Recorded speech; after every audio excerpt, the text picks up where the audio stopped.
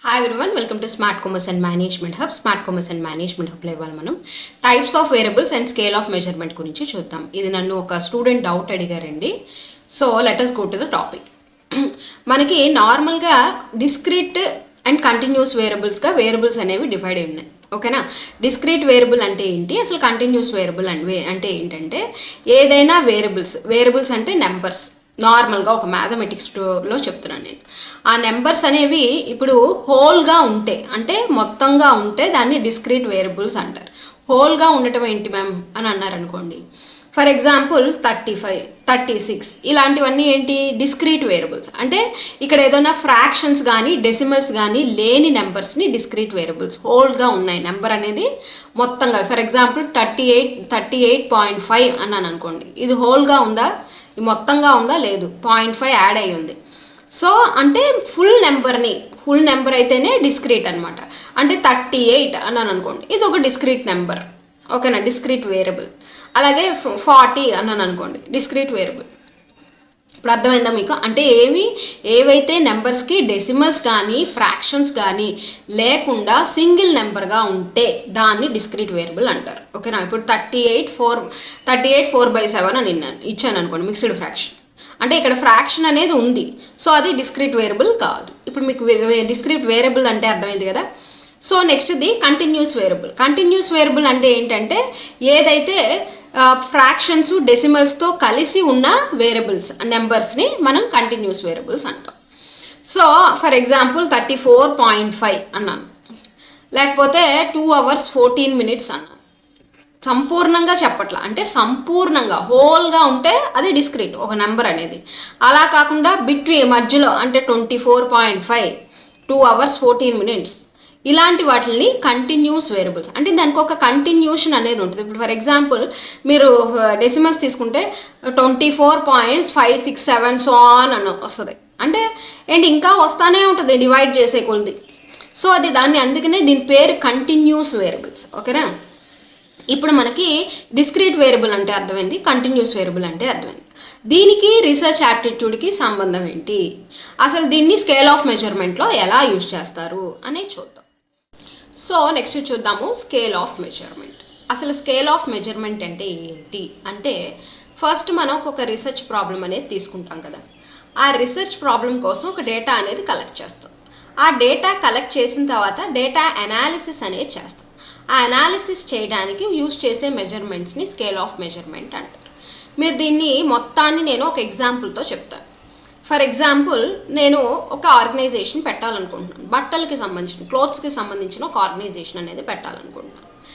అందుకని నేను ఒక సర్వే అనేది మొదలుపెట్టాను. ఒక రీసెర్చర్ని పిలిచి సార్ నేను సేల్స్ పెంచాలంటే నేను డిస్కౌంట్ ఎక్కువ ఇవ్వాలా, డిస్కౌంట్స్ ఇస్తే సేల్స్ పెరుగుతాయా, దీని మీద నాకు రీసెర్చ్ చేసి పెట్టండి అని అడిగాను.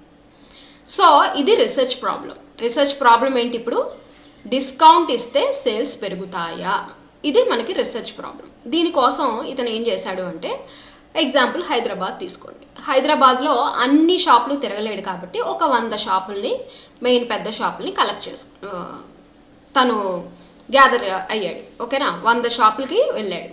100 షాపులకి వెళ్ళి డేటా కలెక్ట్ చేయడానికి ఏం చేశాడంటే, ప్రతి ఒక్కరికి ఒక క్వశ్చన్ ఫామ్ ఇచ్చాడు. అంటే అందులో అన్ని క్వశ్చన్స్ ఉంటాయి అన్నమాట, క్వశ్చనీర్ ఫామ్.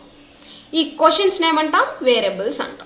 అవునా, అంటే ప్రతి క్వశ్చను వేరియబుల్లే మనకి, ఎందుకంటే అది మనకి ఒక డేటాగా యూజ్ అవుతుంది కాబట్టి అది వేరియబుల్ మనకి. సరే, ఇప్పుడు మనకి డేటా కలెక్ట్ చేశాడు. ఆ క్వశ్చన్ ఫామ్లో ఏమేమి ఉన్నాయంటే, మీ షాప్ పేరు ఏంటండి, మీరు ఎంత డిస్కౌంట్ ఇస్తున్నారు, అదేవిధంగా డిస్కౌంట్ వల్ల మీకు ఎంతెంత సేల్స్ పెరిగాయి, మీ టర్న్ ఓవర్ ఎంత, ఇలాంటి క్వశ్చన్స్ అన్నీ ఇచ్చారనుకోండి. కానీ ఈ క్వశ్చన్స్ అన్నీ కూడా ఏంటంటారు, బాగా గుర్తుంచుకోండి, వేరియబుల్స్ అంటారు. ఓకే, క్వశ్చన్స్ ఇచ్చారు. ఇప్పుడు మనం డేటా మొత్తం కలెక్ట్ చేసాం.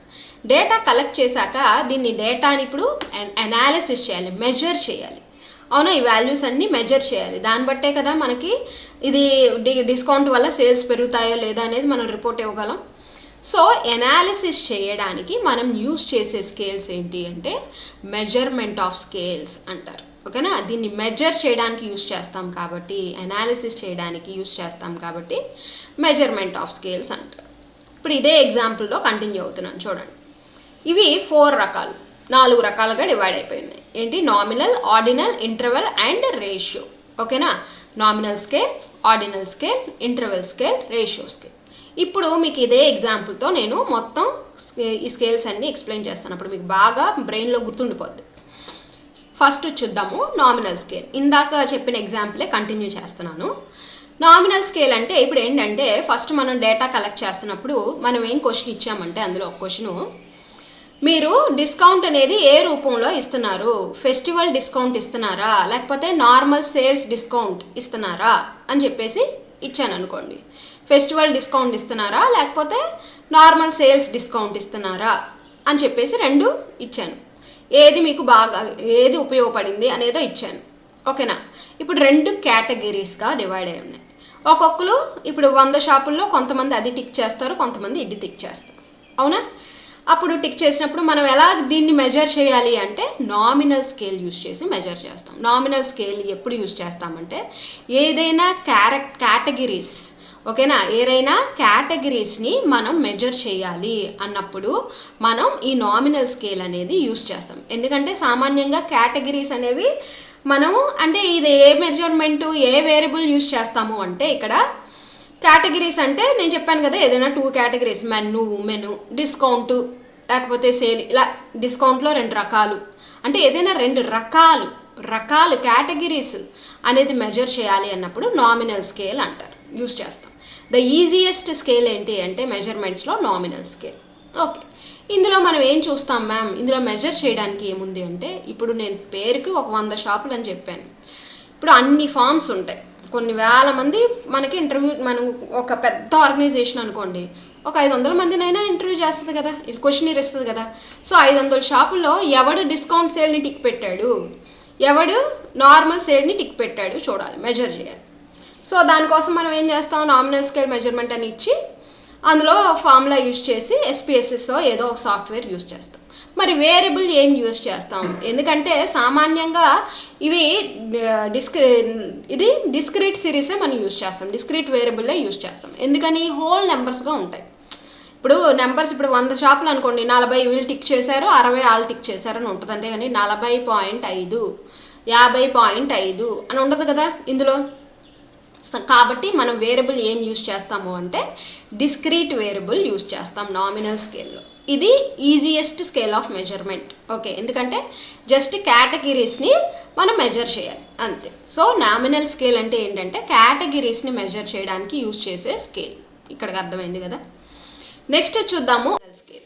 ఆర్డినల్ స్కేల్ అంటే ఏంటి అంటే, ఇది ఎప్పుడు యూజ్ చేస్తారు అంటే, ఇందాక ఎగ్జాంపులే తీసుకుందాం. ఇప్పుడు నేను అడిగాను డిస్కౌంట్ వల్ల సేల్స్ పెరుగుతాయా అని చెప్పేసి ఒక క్వశ్చన్ ఇచ్చాను, అందులోనే ఇచ్చి ఆ క్వశ్చనీర్లో దానికి ఆప్షన్స్ ఏమి ఇచ్చానంటే బెటర్గా పెరుగుతాయి, పెరగవు, బెటర్గా పెరుగుతాయి, అలాగే బాగా పెరుగుతాయి, చాలా బాగా పెరుగుతాయి అని ఇచ్చాను. ఇందులో ఏదో ఒక ర్యాంకింగ్ ఇవ్వండి అని చెప్పాను. 1, 2, 3, 4 first, second, third, fourth rankings ఇచ్చాను. సో అంటే ఒక ఆర్డర్ ఇచ్చాను, పేర్లోనే ఉంది, అందుకనే ఆర్డినల్ స్కేల్, ఆర్డరింగ్. ఓకేనా, ఇలాంటి వాటికి, ఇలాంటి క్వశ్చన్స్ని మనం మెజర్ చేయాలి అన్నప్పుడు మనం ఆర్డినల్ స్కేల్ యూజ్ చేస్తాం. ఆర్డినల్ స్కేల్ ఎప్పుడు యూజ్ చేస్తామో ఆర్డరింగ్ లేదా ర్యాంకింగ్స్ ఉన్నప్పుడు, ర్యాంకింగ్ ఒక లాజికల్ ర్యాంక్ ఆర్ ఆర్డర్ ఉన్నప్పుడు మనం ఈ ఆర్డినల్ స్కేల్ అనేది యూజ్ చేస్తాం. మరి వేరియబుల్ ఏం యూజ్ చేస్తామంటే తెలిసిందే, డిస్క్రీట్. ఎందుకంటే 1, 2, 3 అంటే ఇక్కడ హోల్ నెంబర్సే కదా, 1.5, 2.3 అని అలా ఉండదు కదా ర్యాంక్స్ అనేవి. సో అందుకని మనం ఆర్డినల్ స్కేల్లో మన వేరియబుల్ ఏం యూజ్ చేస్తామంటే డిస్క్రీట్ వేరియబుల్ యూజ్ చేస్తాం. ఇక్కడికి అర్థమైంది మనకి. నెక్స్ట్ది ఇంటర్వెల్ స్కేల్. ఇంటర్వెల్ స్కేల్ అంటే ఇక్కడ ఇంకో ఎగ్జాంపుల్తో చెప్తాను. Data has the logical order, the difference between the values are equal. ఇక్కడ ఏంటంటే ప్రతి 2 వేరియబుల్స్కి అంటే 2 నెంబర్స్కి డిఫరెన్స్ ఎప్పుడు సమానంగా ఉంటుందంట.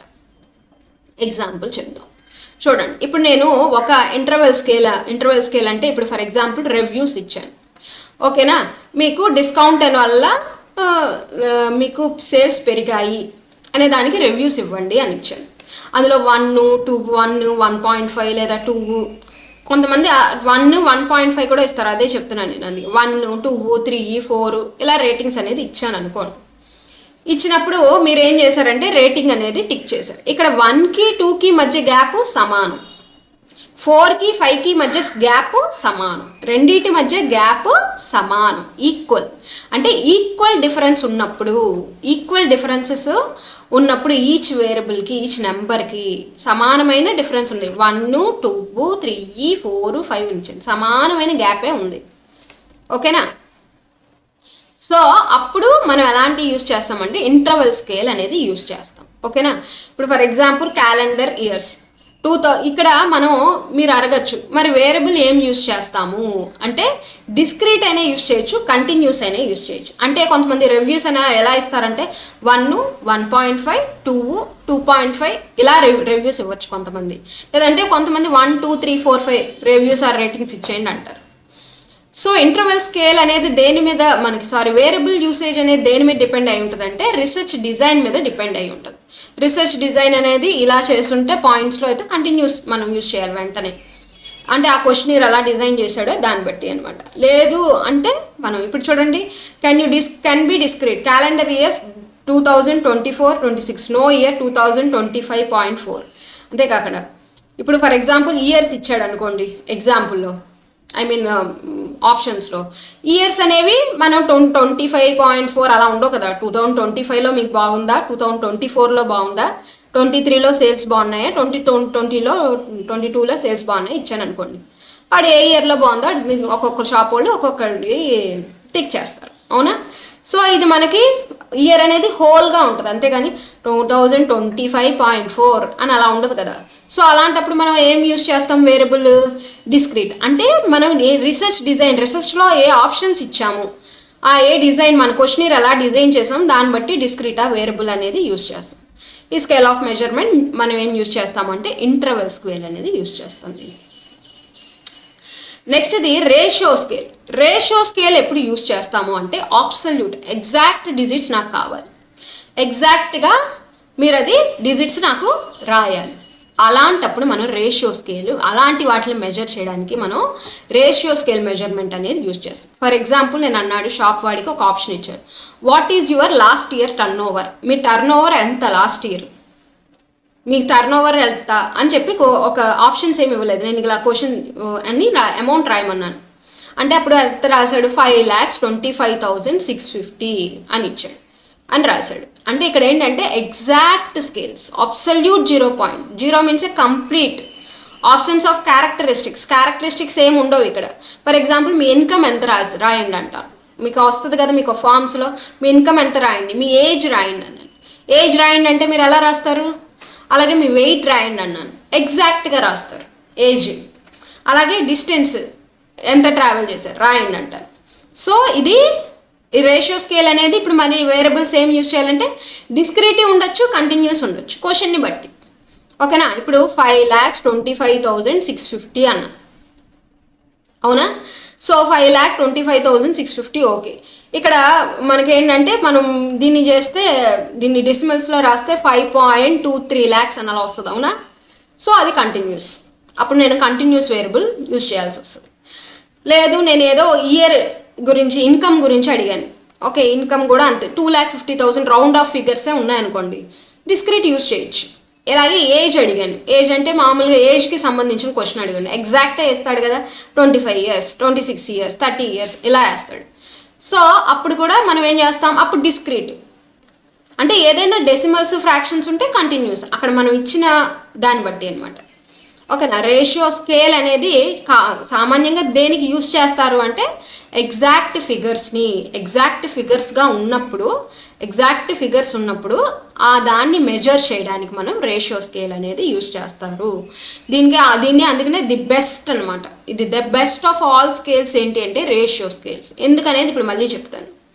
సామాన్యంగా మనం మీకు స్టాటిస్టిక్స్ ఐడియా ఉందా, మీను మీడియన్ మోడ్ ఐడియా ఉంటే నామినల్ స్కేల్లో ఏంటంటే మోడ్ ఎక్కువ యూజ్ చేస్తాం. మోడ్ అంటే మీకు గుర్తుందా, రిపీటెడ్ నెంబర్స్ని యూజ్ ఏంటి, రిపీటెడ్గా డిస్కౌంట్ సేల్ అయిందా, ఇక్కడ నేను నార్మల్ స్కేల్ అయిందా అని మెజర్ చేయాలనుకోండి, రిపీటెడ్గా ఎన్ని వచ్చాయి ఈజీగా కావాలంటే మోడ్ యూజ్ చేస్తాం.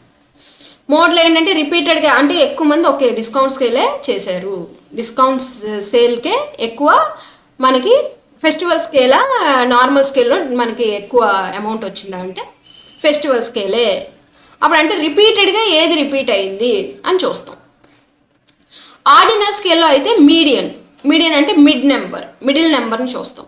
ఓకేనా, అంటే సామాన్యంగా ఏ ర్యాంక్ ఎక్కువగా వచ్చింది 1 2 3 4లో ఏది ర్యాంకింగ్స్ బెటర్ అన్నాడా గుడ్ అన్నాడా, ఎక్కువ మంది గుడ్ పెట్టారు, వెరీ గుడ్ కాదు, బెటరు కాదు, ఏమీ లేదని కాదు. సో అలాంటప్పుడు మనకు ఏంటంటే ఆర్డినల్ స్కేల్లో మనం మీడియన్ని ఎక్కువ యూజ్ చేస్తాం. ఇది మీకు ఎందుకైనా మంచిదని చెప్తున్నాను. ఇంటర్వెల్ స్కేల్లో ఏం యూజ్ చేస్తామంటే మనం మీడియన్ను మోడ్ యూజ్ చేస్తాం. ఓకే, ఇంటర్వెల్ స్కేల్లో సామాన్యంగా, ఎందుకంటే ఇది ఇంటర్వెల్ స్కేల్ అంటే ఈక్వల్ పాయింట్స్ కాబట్టి మనకి ఇక్కడ కూడా మనకి ఎయిదర్ మోడ్ యూజ్ చేయొచ్చు, మీడియన్ యూజ్ చేయొచ్చు. రేషియో స్కేల్ అలా కాదు, మొత్తం అన్నీ యూజ్ చేయొచ్చు. మీడియన్ మోడ్ ఏదినే మనం రేషియో స్కేల్లో అబ్సల్యూట్ సిరీస్ కాబట్టి యూజ్ చేసుకోవచ్చు, అబ్సల్యూట్ స్కేల్ కాబట్టి. సో ఇక్కడికి మీకు ఓవరాల్గా అర్థమైంది అనుకుంటున్నాను. సో ఇది వేరియబుల్స్కి మెజర్మెంట్స్ ఆఫ్ స్కేల్స్కి ఉన్న సంబంధం అనమాట. ఓకేనా, సో దీన్ని ఇలాగ మనకి యాక్చువల్గా రీసెర్చ్లో ఇలా చేస్తారు. సో వాటికి సంబంధించిన ఎంసీక్యూస్, మోస్ట్ ఇంపార్టెంట్ ఎంసీక్యూస్ చూద్దాము. మీరు ఇప్పుడు ఆన్సర్ చేయగలరు. చూడండి, which of the following is a classic example of discrete variable in research.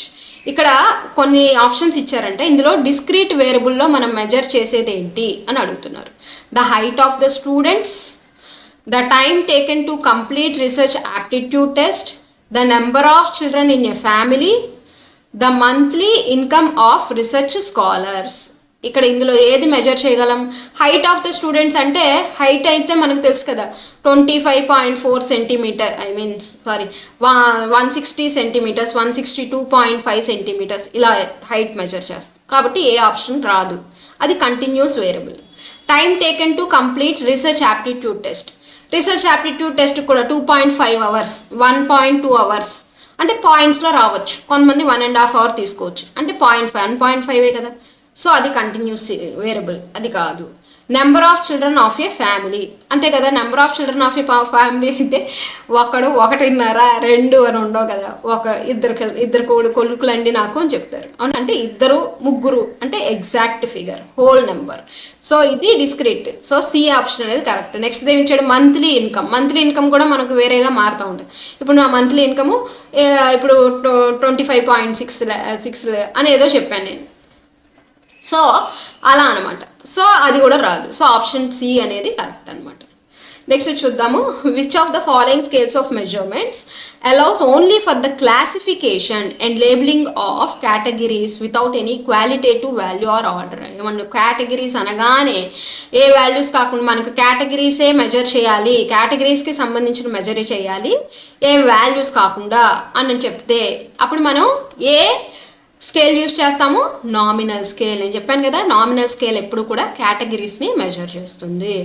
In which of the following scales of measurement is ranking or ordering data possible? Ranking కానీ ordering కానీ data possible ఎందులో అవుతుంది? Ordinal scale. Next చూద్దాం. Which of the following measurement scale is considering the most evolved highest level at the other scales? Absolute 0.